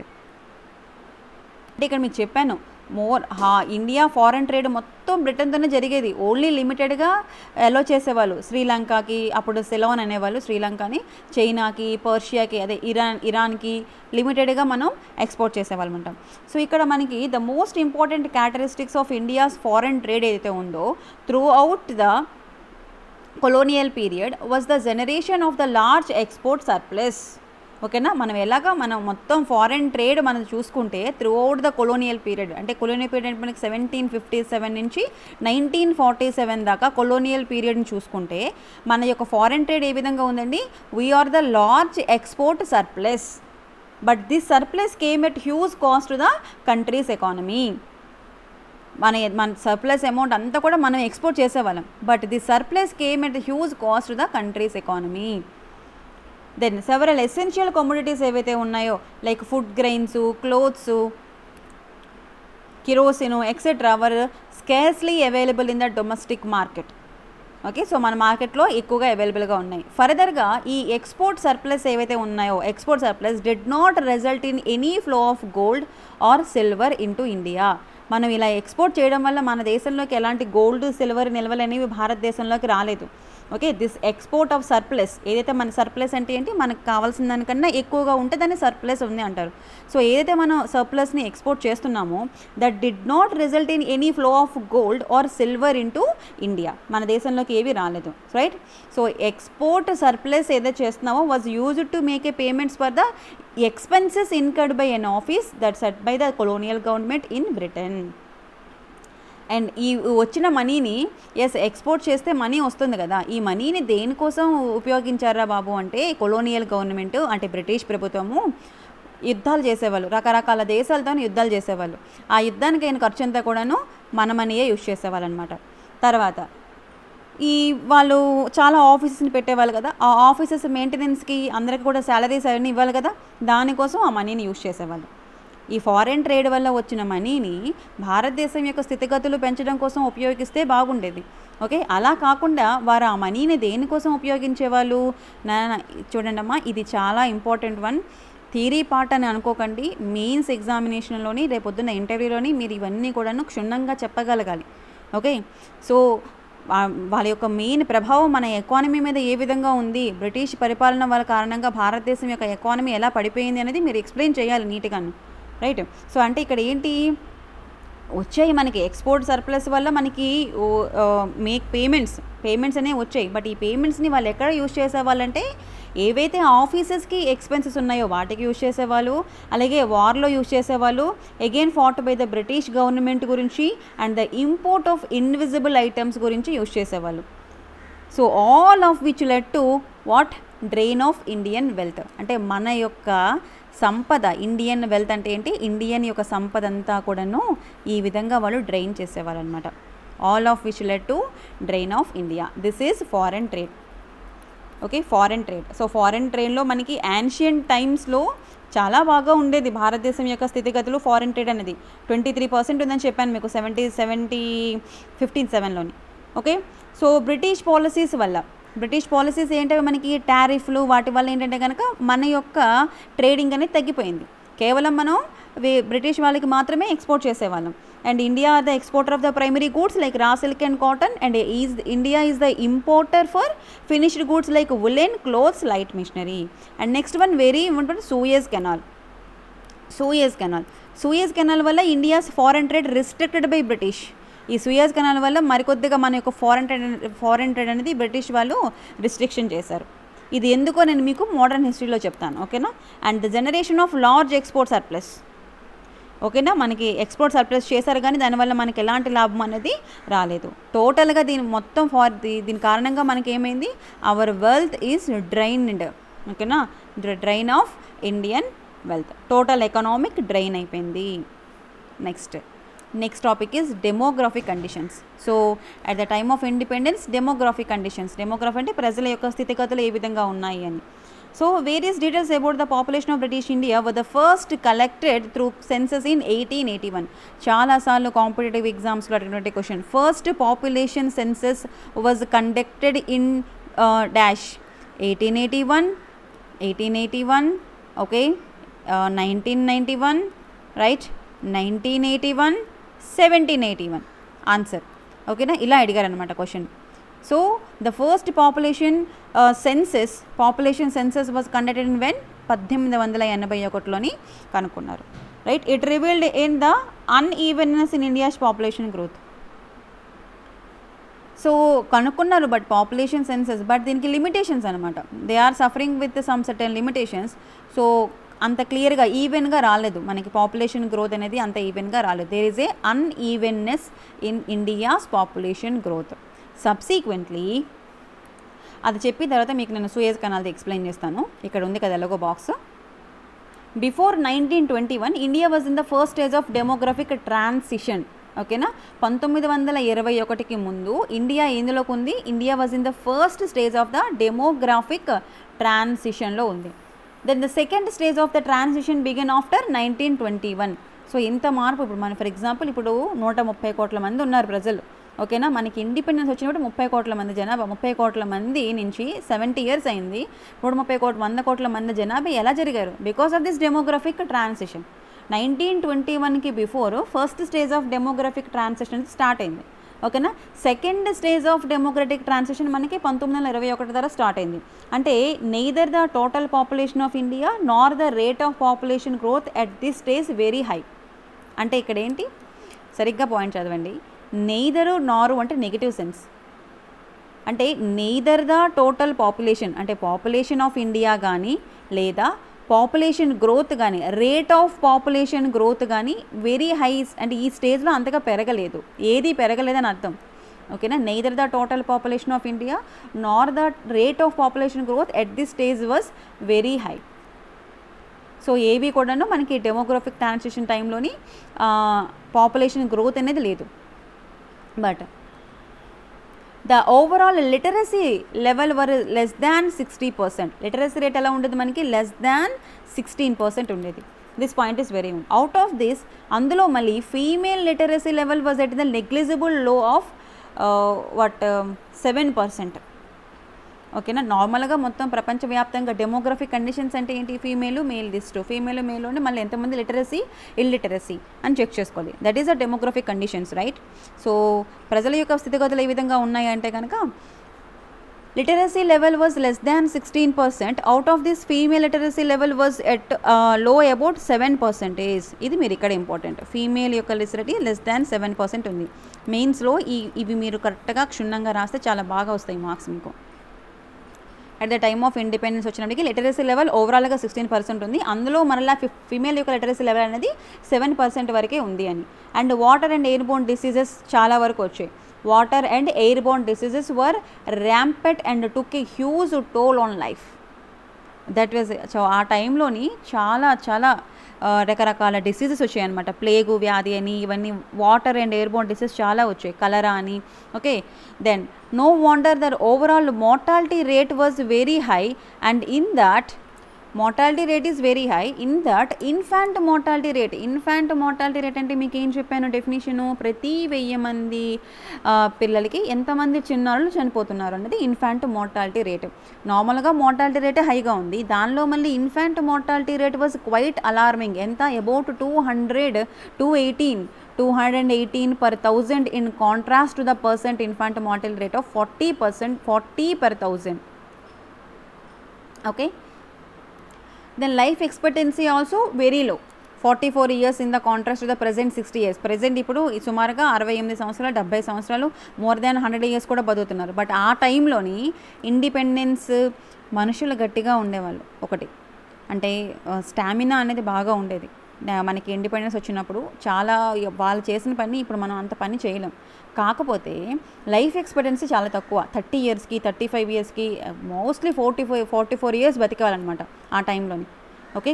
ఇదంతా మనం ఎప్పుడు గురించి చదువుతున్నాం, 1947 టైంలోని భారతదేశం యొక్క డెమోగ్రఫిక్ కండిషన్స్ గురించి చదువుతున్నాం. నౌ గుడ్డా అప్పుడు గుడ్డా ప్రెజెంట్ 70 సంవత్సరాలు తక్కువలో తక్కువ 70 ఇయర్స్ బతుకుతున్నారు అందరూ.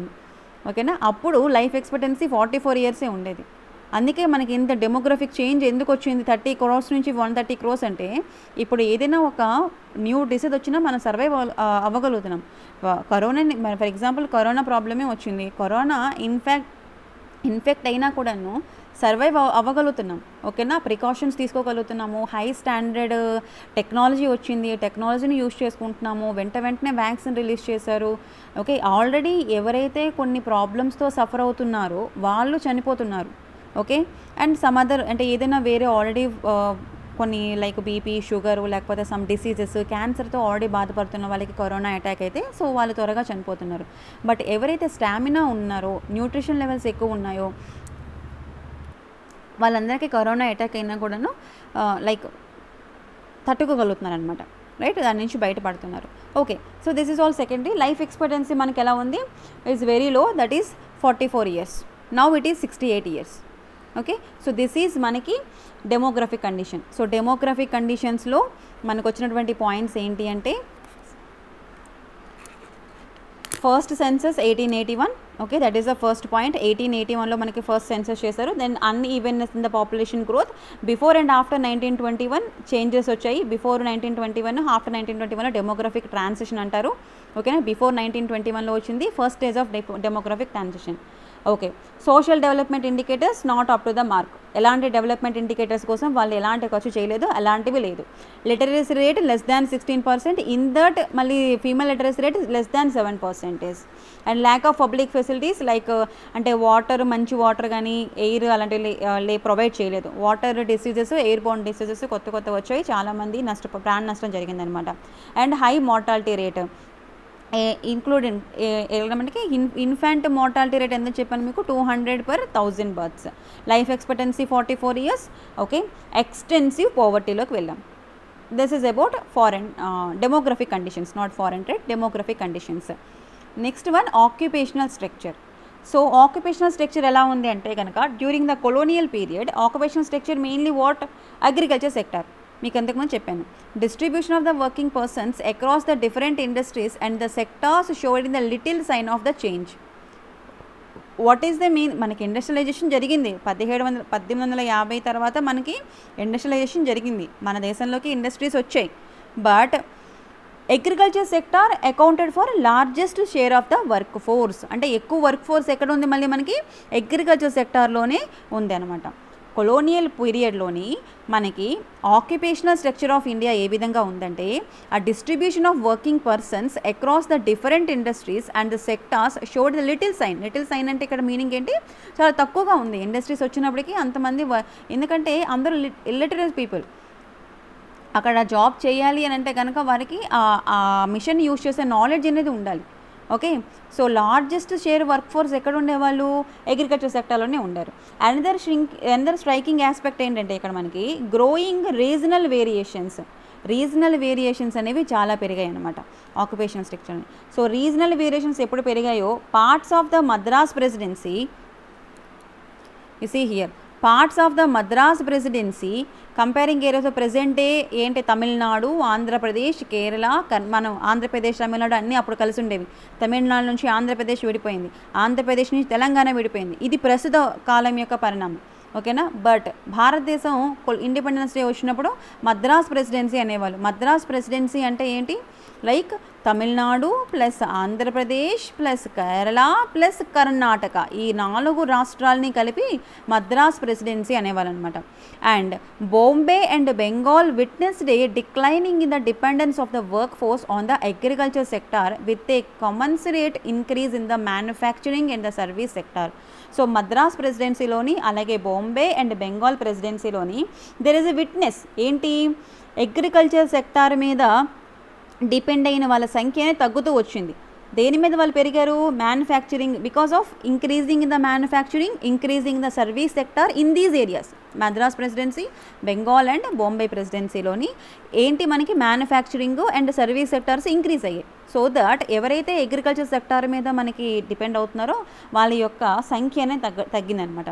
So there had been a increase in the share of work force in the agriculture during the same time in the states such as Orissa, Rajasthan and Punjab. Okay, ఇక్కడ చూడండి ఇంట్రెస్టింగ్ పాయింట్. ఇక్కడ మనకి మద్రాస్ ప్రెసిడెన్సీ, బెంగాల్ ప్రెసిడెన్సీ, బాంబే ప్రెసిడెన్సీలో అగ్రికల్చర్లో తగ్గింది. అదే టైంలో ఎక్కడ పెరిగింది, ఒరిస్సా, రాజస్థాన్ అండ్ పంజాబ్ రాష్ట్రాల్లోని అగ్రికల్చర్ మీద వర్క్ ఫోర్స్ అంటే the share of the work force in agriculture is increases in at the same time which states, Orissa, Rajasthan, Punjab ఇప్పటికీ మనకి ఏంటి మంచి పంటని పండించి ఇస్తారు, రైట్. రాజస్థాన్ కూడాను అప్పుడు మేడం రాజస్థాన్ అంత పెద్ద ఎడారి ఉంది, అక్కడ పంటలు నీళ్లు ఎలాగానంటే ఆ కాలంలోని రైట్ 100 సంవత్సరాల క్రితం 200 సంవత్సరాల క్రితం రాజస్థాన్ పండించినంత పంట ఏ రాష్ట్రం కూడా పండించేది కాదంట. అంత ఎక్కువగా పంటలు ఉండేవి, అంత వాటర్ ఉండేది.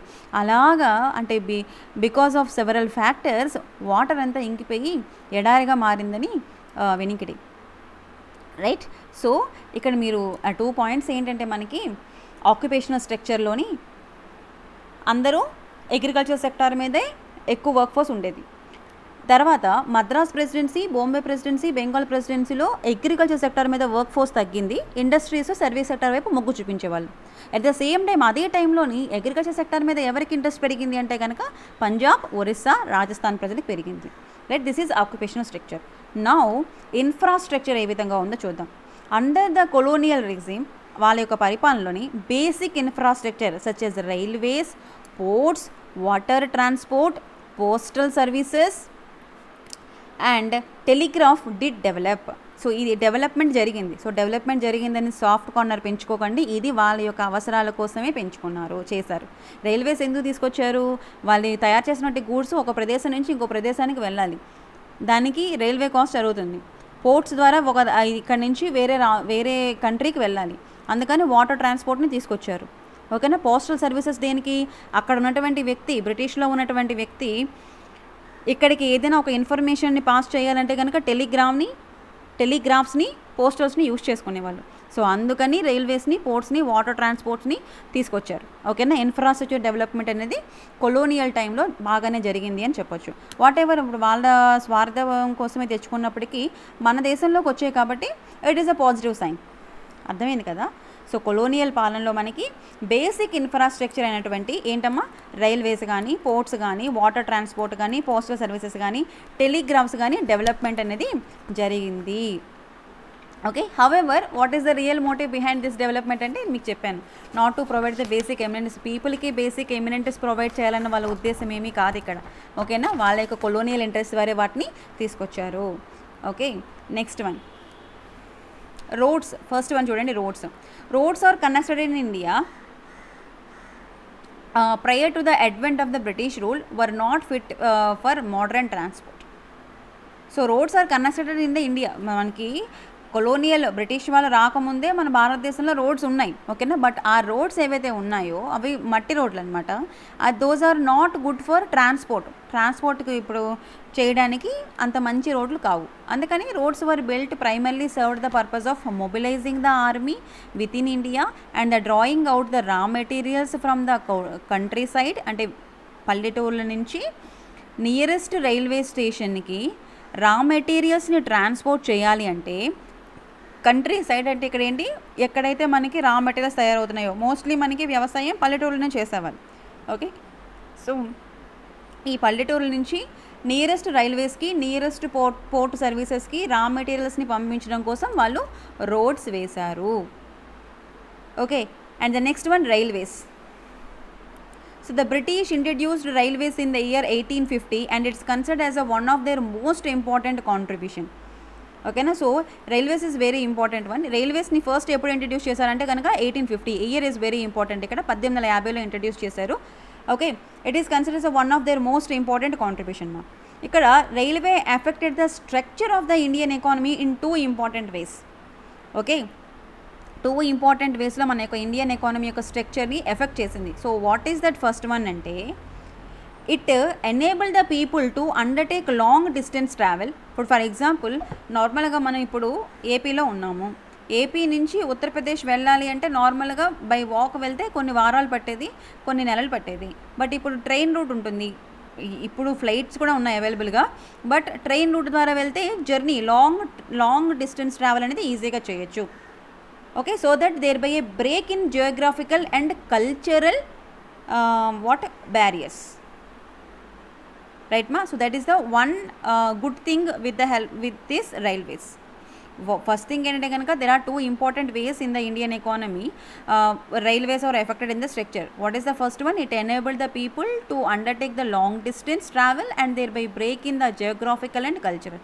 Other hand, what is the second point అంటే it fostered the commercialization of Indian agriculture which adversely affected the comparative self sufficiency of the village economies in India.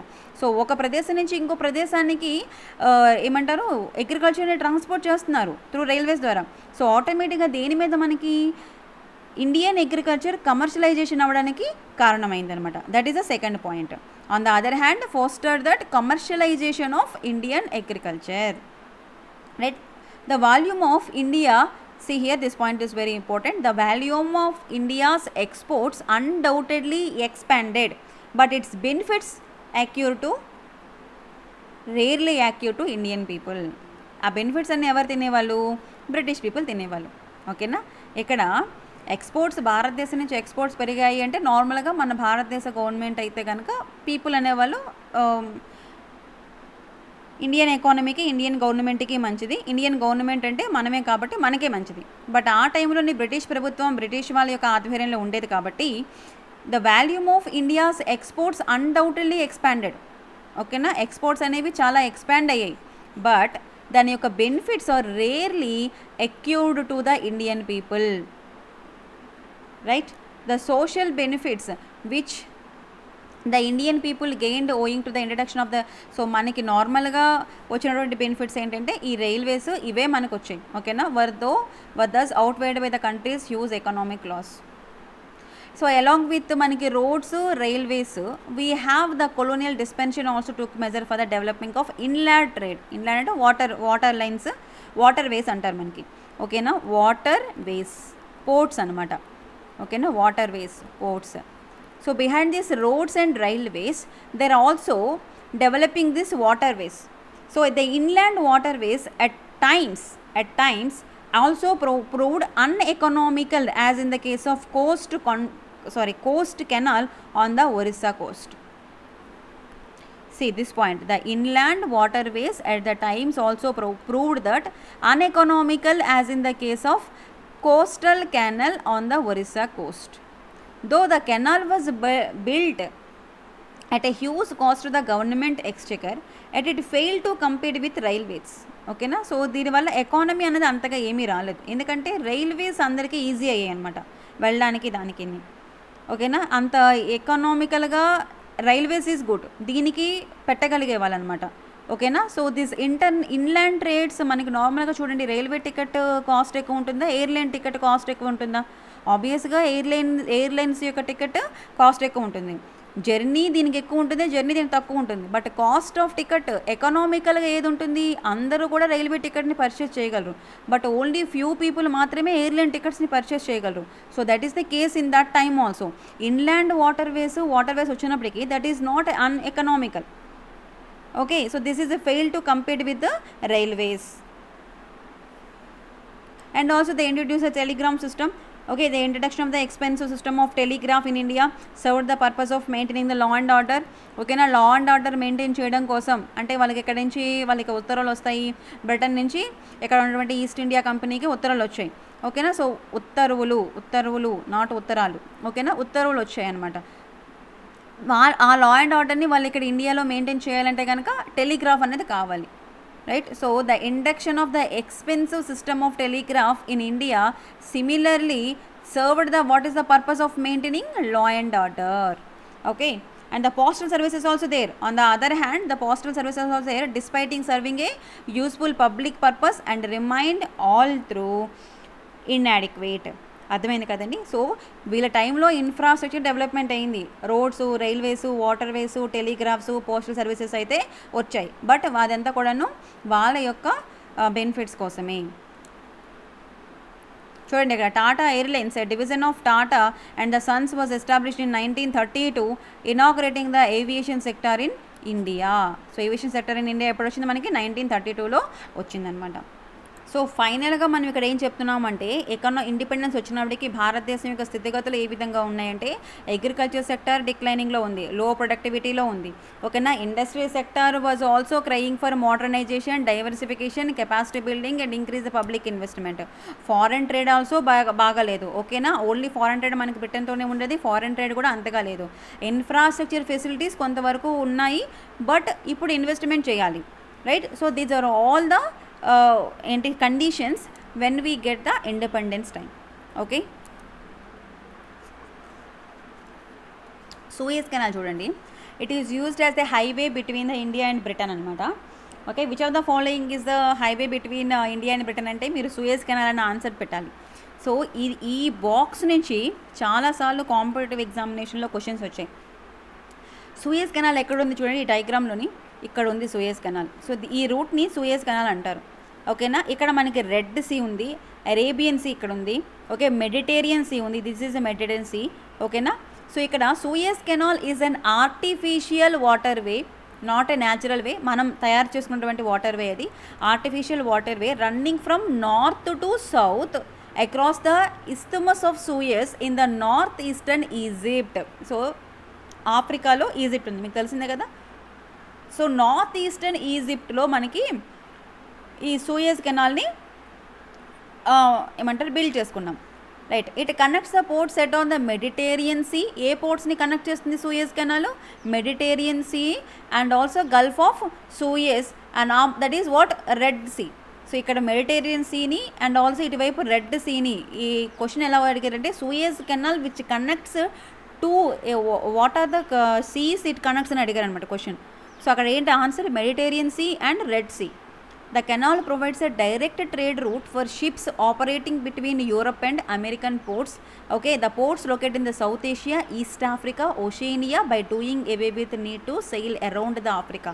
ఇంతకు ముందు ఈ పక్కన ఈ ప్రపంచ దేశాల నుంచి మనకి ఇక్కడ ఉంది కదా భారతదేశం, వర్తమానం అంటే ఇక్కడ వ్యాపారం జరగాలి అంటే కనుక చుట్టూ ఆఫ్రికా చుట్టూ గుడ్ హోప్ చుట్టూ తిరిగేసి ఇండియన్ మార్కెట్లోకి రావాలి. ఎప్పుడైతే ఈ సూయజ్ కెనాల్ ఓపెన్ అయిందో డైరెక్ట్గా ఈ వే ద్వారా భారతదేశాన్ని చేరుకోవచ్చు. చూడండి, ఇలా చుట్టూ తిరిగి ఇండియాని చేరుకోవడం అనేది ఈజీయా? ఓకేనా. సో ఈ సూయజ్ కెనాల్ ద్వారా చేరుకోవడం ఈజీయా? అదే అన్నమాట సూయజ్ కెనాల్ యొక్క ప్రాముఖ్యత. Okay, so it is the one of the most important water way in the world. It opening in 1869 reduced the cost of transportation and made access to the Indian market easier. Okay, Indian market ఈజీగా access చేసుకోవడం కోసం Suez canal open చేశారు. 1869లో దీన్ని open చేశారు. Very very important. What are the two సీస్ని connect చేస్తుంది ఇక్కడ మనకి? Mediterranean sea and red sea. ఓకేనా, ఈ సీస్ ఆర్ ఇంపార్టెంట్. ఇక్కడ ఈ date important and it is a artificial water way. Right, this is. So ఇది మనకి ఫస్ట్ చాప్టర్. సో ఈ ఫస్ట్ చాప్టర్లో మనం ఏంటేం చదువుకున్నాము ఒకసారి లిస్ట్ అవుట్ రాసుకోండి. అగ్రికల్చర్ సెక్టార్ గురించి చదువుకున్నాము. ఓకే, అగ్రికల్చర్ సెక్టార్లో మస్లిన్ గురించి మర్చిపోకండి. తర్వాత అగ్రికల్చర్ సెక్టార్ తర్వాత ఇండస్ట్రియల్ సెక్టార్ గురించి చదువుకున్నాము. దెన్ ఫారెన్ ట్రేడ్ తర్వాత మీకు ఏంటి ఎక్స్ప్లెయిన్ చేశాను? డెమోగ్రఫిక్ కండిషన్స్ ఏ విధంగా ఉన్నాయి అండ్ ఆక్యుపేషనల్ స్ట్రక్చర్ ఏ విధంగా ఉంది అండ్ ఇన్ఫ్రాస్ట్రక్చర్ ఏ విధంగా ఉంది. ఇన్ఫ్రాస్ట్రక్చర్లో మళ్ళీ మనకి road, railways, telegraphs and postal services, water ways. ఓకేనా, అలా అగ్రికల్చర్ సెక్టార్లోని పాయింట్స్, ఇండస్ట్రియల్ సెక్టార్లో పాయింట్స్, ఫారెన్ ట్రేడ్లో points, demographic conditions, demographic transition అవన్నీ కూడా points, demographic conditions, occupational structure ఏ విధంగా ఉంది అని చెప్పేసి. Right, so these are all the important points from the first chapter. Right మా, thank you so much. This is first chapter. I will explain the second chapter in the next class. Right, do subscribe to our channel Sankalp Study Success.